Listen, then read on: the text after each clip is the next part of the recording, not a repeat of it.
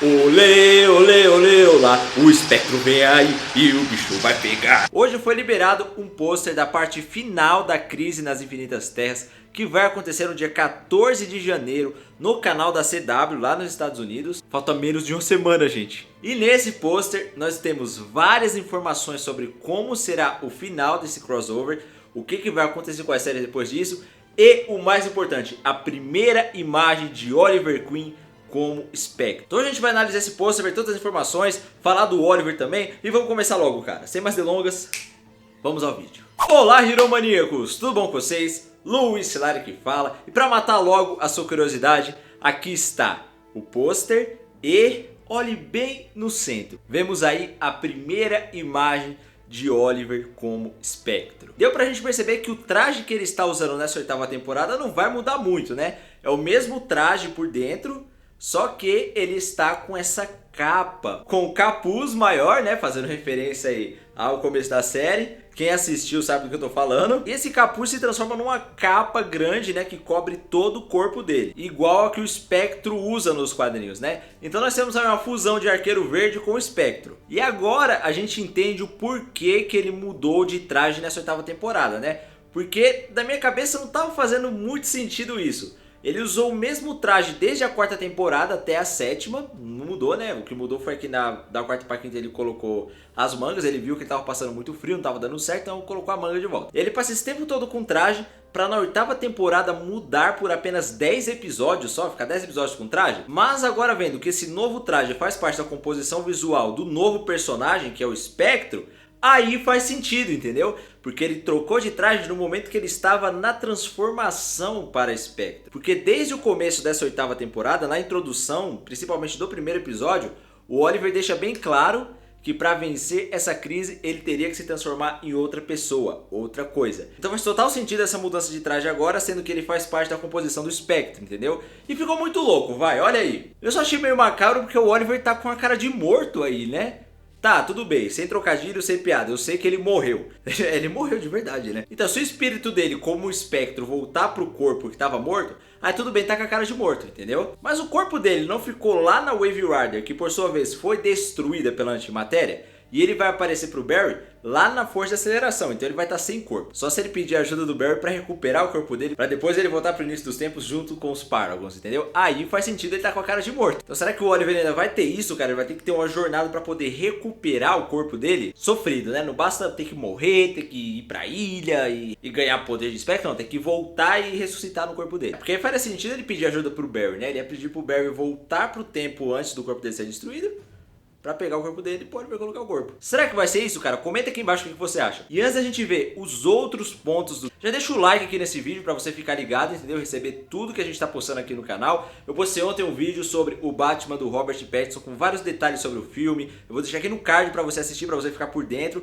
porque saíram as primeiras imagens desse filme. Cara, eu tô muito ansioso, entendeu? Eu tô muito animado. Então eu quero que você assista o vídeo pra ficar sabendo de tudo também. E se você ainda não é um Heromaníaco, se inscreve aqui embaixo pra fazer parte da nossa legião de Heromaníacos que está dominando esse YouTube. Estamos chegando aos 300 mil inscritos, precisamos de você, então se inscreve e manda pros seus amigos. Você mesmo que tá assistindo, pega e manda pras pessoas, não espera os outros mandar, beleza? Você manda. E agora vamos aos outros pontos do pôster. Além do Spectro, o que mais me chamou a atenção nesse pôster foi a frase que aparece nele, que é "The worlds will never be the same". Em português, essa frase quer dizer que os mundos deles jamais serão os mesmos. Ou seja, estão falando no plural, entendeu? Mundos. Então, depois da crise, quer dizer que não teremos um mundo só igual acontece nos quadrinhos.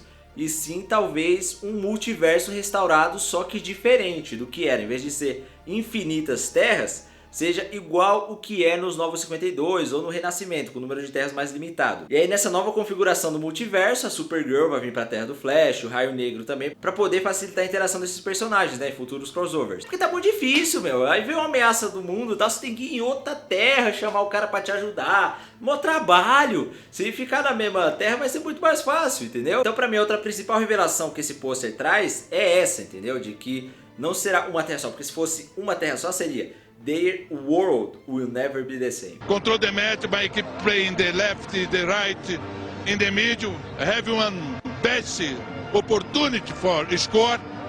E o principal legado desse crossover Crise nas Infinitas Terras seria justamente acabar com franquias que já se foram, entendeu? Acabar com as infinitas terras que a DC acabou criando, não audiovisual, não nos quadrinhos, ao longo de todos esses anos. Todas as franquias de filmes que apareceram, de séries antigas que apareceram também, que ficaram com uma história inacabada, entendeu? Inclusive tem outro vídeo que eu fiz aqui no canal falando de todas as séries que apareceram nesse crossover. Se você não assistiu, eu vou deixar aqui nos cards também pra você ver. E outra coisa importante também é que no primeiro pôster que a gente teve de Crise nas Infinitas Terras, a gente não tinha um vilão aparecendo no pôster, né? Quem apareceu foi o Monitor, no lugar que o Anti-Monitor está nesse pôster atual agora. Então agora nós temos o vilão revelado de fato no pôster, né? O que é diferente do que a gente tinha visto no outro. E nessa parte final nós temos pelo menos 2 confrontos dos heróis contra o Anti-Monitor. O primeiro será no início dos tempos, que é aquele que a gente vê apenas os Paragons e o Espectro lá enfrentando ele, impedindo ele de remodular o início do multiverso e transformar só num universo de antimatéria.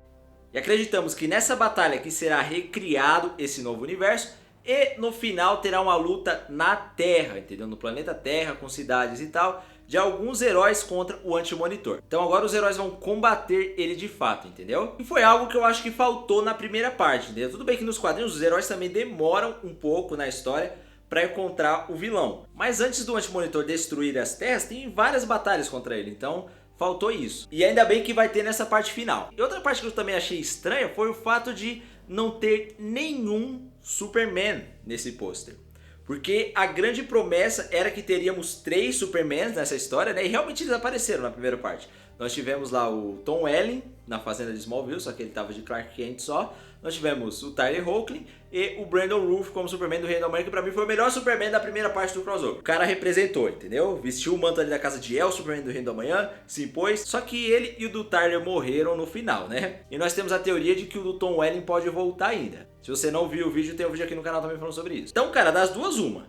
Ou nós não teremos mesmo mais Supermans nas batalhas, né? Ou eles estão escondendo da gente os Supermans, entendeu? Por isso não apareceu no pôster. Tem uma coisa que me faz pensar que eles estão escondendo. Porque antes de começar o crossover, o Greg Berlanti, que é um dos produtores do Arrowverse, disse que ao longo do crossover nós teríamos uma cena fantástica que é a de 3 Supermans lutando juntos. But everyone, you know, we in one scene we have, you know, 3 Supermen on screen at one time, and that's pretty cool. Falou literalmente em uma cena. E na primeira parte não tivemos essa cena, entendeu?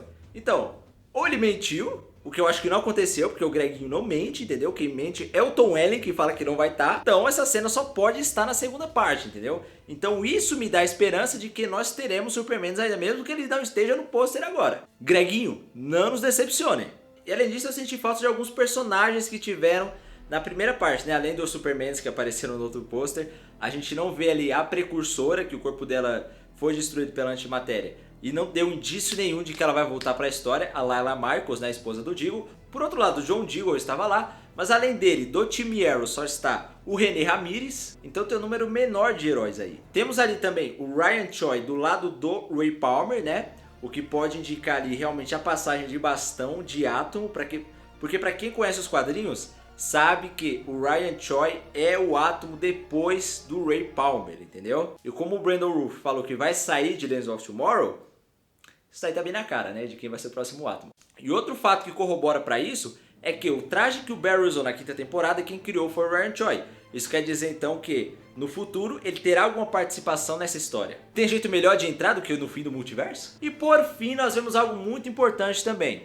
O Nash Wells vai deixar de ser o Pária. Ele aparece lá com a roupa de Nash, né? Gente, é o seguinte, essa teoria eu vou deixar pra você aqui nos comentários, porque é uma coisa que não acontece nos quadrinhos, entendeu? O Pária não deixa de ser o Pária, entendeu? Será que ele vai sair do controle do Anti-Monitor? Se bem que ele meio que já saiu, né? Ele fez uma ação ali que era contra o Anti-Monitor, né? Que era salvar os Paragons. Porém, tem muita coisa que não faz sentido nessa história do Pária desde o começo.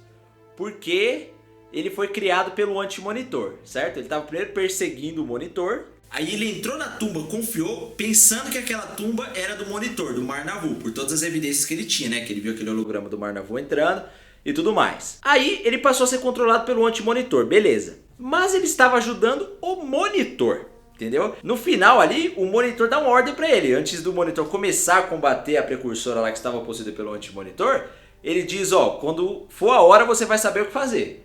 E aí ele fez lá, mandou os Paragons pro ponto de fuga, foi pra algum lugar que a gente não sabe ainda e não apareceu mais. Mas ele não estava sendo controlado pelo anti-monitor? Mano, tá muito estranha essa história, principalmente porque o monitor morreu, a gente viu, né? A precursora pegou a força vital dele ali e o corpo dele posteriormente foi destruído pela antimatéria, mas ele aparece no trailer. Fica ligado aqui no canal, só digo isso pra você, entendeu? Mas de qualquer forma saberemos a verdade no dia 14 ou no dia 15, né? Eu vou assistir no dia 14, não sei você. Porque no episódio 4 vai ser revelada a origem de Monitor e Anti-Monitor. E aí saberemos se o Monitor era realmente um herói ou se ele estava enganando a gente. Comenta aqui embaixo suas teorias, compartilhe com seus amigos que também gostam das nossas séries de heróis, para eles ficarem ligados em tudo que está acontecendo, verem o Espectro pela primeira vez, né? Muito obrigado por ter assistido até aqui, um beijo e até a próxima.